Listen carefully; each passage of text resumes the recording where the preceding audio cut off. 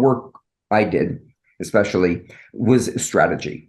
So it meant that they were all project related. Now, strategy defined broadly. Sometimes that can be succession. Sometimes it can be priorities. Sometimes, spend out. The strategies means a lot of things, but it was only project related stuff.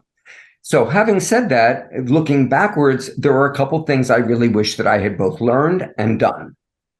So the first thing I have to say is that while it worked very well during a lot of the time, I realized as I began, as I got to a very late stage, that I should have worked much harder to do something I didn't even try to do, and that is to develop collaborations and partnerships. And there's a number of reasons for that. Part of it has to do with where my own weaknesses are, and there were lots of situations where it would have been very good for my strengths to go along with somebody else's strengths, and that would have been good for a business model, but it also would have been good, I think, for continuing to grow and to be visible.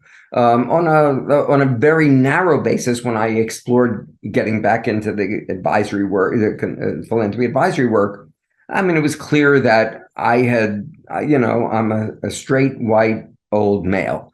And, what is my strategic asset? None of those. The only strategic asset I bring to the table is being an elder, being a very experienced senior person there. But when you get out of the picture, when you're not visible, that's irrelevant. And so what I am on boards, in other words, I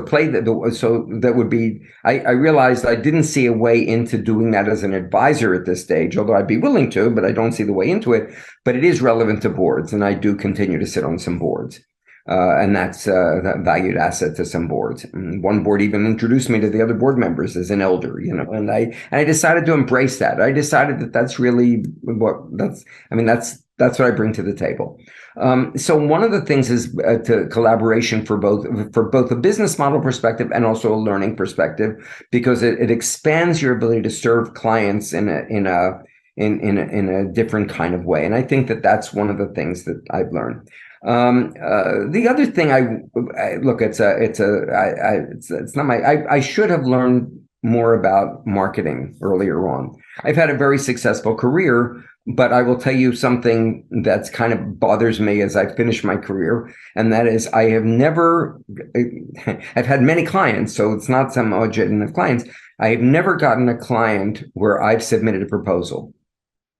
In other words, sometimes a competitive proposal. I mean, look, sometimes somebody will come to me and they'll, and they say, oh, let's write up our summary. We'll have a letter of agreement. I'm not talking about that. But on a proposal basis, where, let's submit one, I've never gotten one. So that's ironic to say, right, for my business. And I never learned how to do that. I wish I'd learned how to do that. It would have, there would have been, let me put it this way, there are projects that would been very interesting to get, that I was probably as well suited as anybody.